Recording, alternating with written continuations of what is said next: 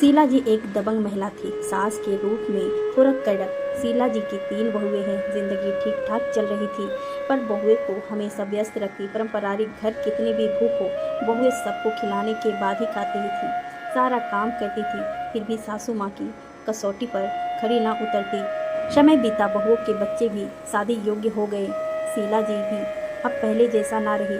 तीनों बहुएं अलग हो गई। शीला जी और उनके पति के साथ छोटा बेटा और बहू रहते, जबकि शीला जी अपनी बड़ी बहू को ज़्यादा प्यार देती थी और छोटी को डांट ज़्यादा मिलती थी। पर नटखट छोटी बहू सासू माँ की बातों को बुरा नहीं मानती थी। मंजली बहू एकदम अलग थी। वो शांत स्वभाव की थी। बड़ी और मंजली दोनों अलग हो गई। किसने भी सासू माँ को अपने साथ रहने के लिए नहीं कहा।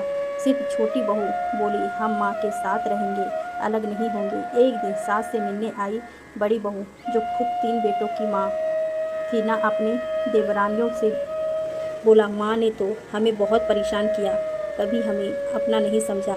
मैं अपनी बहुओं को इतनी अच्छी तरह से रखूँगी कि माँ को समझ में आ जाएगा कि बहुएं कैसी रखी जाती हैं। मंजली ने तो कुछ नहीं कहा, पर छोटी जो सासू माँ को से हमेशा डांट खाती थी, बोल पड़ी, अरे दीदी, ये पुरानी बातें हो गई। अब तो माँ भी पहले जैसे नहीं रही। अब तो समय बदल गया और अब सासू माँ बहू मिलकर रहती है। हमारे समय में तो सब सास ऐसी ही थी और माँ डांटती भी थी तो उसमें भी उनका प्यार ही था। बड़ी बहू बोली, तुझे तो इतनी डांटती थी, तब भी तू उनकी तरफदारी कर रही।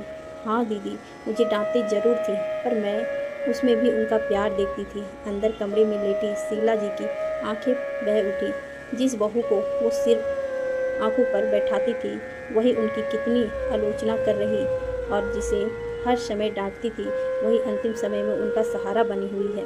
कुछ समय बाद बड़ी बहू के बेटे की शादी हुई और बहू घर आ गई। बड़ी बहू अपनी बहू को कितना प्यार दे, वो उनकी आलोचना करने से बाज नहीं आती। देर से सोकर उठना, सबको जवाब देना उसकी आदत में सुधार था। अब धीरे धीरे बड़ी बहू को समझ में आया कि प्यार के साथ थोड़ा अनुशासन भी जरूरी है। अब उन्हें अपनी सास का अनुशासन समझ में आ गया और 2 पीढ़ी का अंतर भी समझ में आ गया। आप कितना भी करो, दूसरों को कमी ही दिख जाती है।